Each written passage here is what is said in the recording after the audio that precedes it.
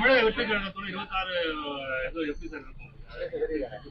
இல்ல அதான் இது சம்பந்தமான கூட்டணியா அல்லது என்ன நிலைப்பாட்டை நாங்கள் எடுக்க போகிறோம் என்பதை இந்த பொதுக்குழுல தான் நாங்கள் வழக்கமாக நாங்கள் தீர்மானிக்கிறோம். அது எங்களுடைய தேசிய நிர்வாகிகள் முன்னிலை தான் தீர்மானிப்போம்.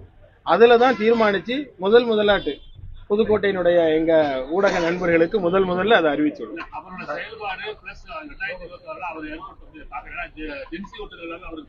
நான் ஏற்கனவே எல்லா பத்திரிகையாளர் சந்திப்புலையும் நான் சொல்லிட்டேன். அதாவது ஒரு அரசியல் கட்சியாக இந்த மக்களுக்காக உழைப்பதற்கு யார் வந்தாலும் நாங்கள் வரவேற்க தயார். யாராக இருந்தாலும் பாஜகவை தவிர மற்ற எல்லோரையும் நாங்கள் வரவேற்கிறோம். அந்த அடிப்படையில புதிதாக ஒரு மாஸ் லீடராக இப்பொழுது இந்த களத்திற்கு வருகை தந்திருக்கிற விஜய் அவர்கள் தாவேகா அவருடைய தலைவர்களை நாங்கள் வரவேற்றிருக்கிறோம். மக்களுக்காக பணி செய்யட்டும். தீர்மானிக்க போறது மக்கள் தான். எனவே மக்கள் தான் இந்நாட்டினுடைய எஜமானர்கள். மக்கள் என்ன முடிவெடுப்பார்கள் என்பதை நம்ம பொறுத்திருந்து பார்க்கலாம். 41 பேர் கரூர்ல உயிரிழந்தபோது அவர் வாய் திறக்காம அவருடைய படம் இது வரைக்கும் ஒரு வாய் திறக்கிறார். இது அவர் ஒருவேளை முதலமைச்சராக வந்தாலும் இது மாதிரி பேச்ச அவர் முறையாக எல்லா திட்டங்களையும் செயல்படுத்துவாரா இல்ல அதுக்கு மௌனம் தான்? அதெல்லாம் தேர்தலுக்கு பின்னால பேச வேண்டிய விஷயம்.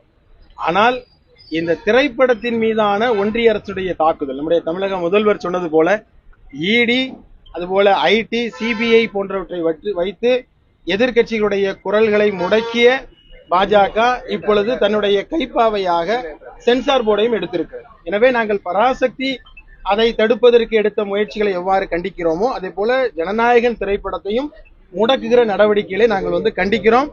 அது உடனடியாக வெளிவருவதற்கு எடுக்கப்பட வேண்டிய நடவடிக்கைகள் என்னவோ அதை சென்சார் உடனடியாக ஒன்றிய அரசு செய்யணும். இதுல அரசியல் என்பது கலைக்கு அரசியல் இல்லை. எனவே இதுல அவசியம் இல்லை என்று நாங்கள் கருதுகிறோம். விவசாயிகள் சொல்றாங்க நெல்லுக்கு விலை போகல, ஆனா அந்த திரைப்படத்துக்கு நீங்க அனைத்து அரசியல் கட்சிகளும் குரல் கொடுக்குறாங்க, விவசாயிகளுக்கு யாரும் குரல் கொடுக்குறாங்க. இப்ப எங்களை பொறுத்த வரைக்கும் அப்படி சொல்ல முடியாது. நாங்க எல்லோருக்கும் குரல் கொடுத்து கொண்டிருக்கிறோம்.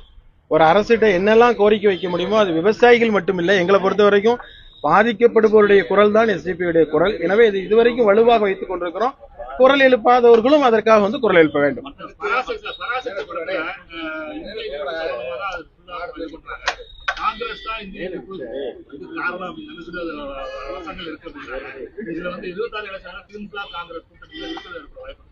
இல்ல அதெல்லாம் பொறுத்திருந்து பார்க்க வேண்டிய விஷயம்.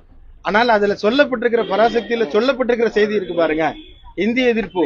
அந்த இந்திய எதிர்ப்பு போராட்டம் வரலாற்று சிறப்பு மிகுந்த ஒரு போராட்டம். அதுல கத்தரி வச்சுட்டு மக்களுடைய மனதிலிருந்து அதை மறக்கடிச்சிடலாம்னு சென்சார் போர்டு நினைத்தால் அது தவறானது. அப்படியெல்லாம் திராவிட இந்தி எதிர்ப்பு போராட்டத்தினுடைய வரலாற்றை யாராலும் மறக்கடிக்க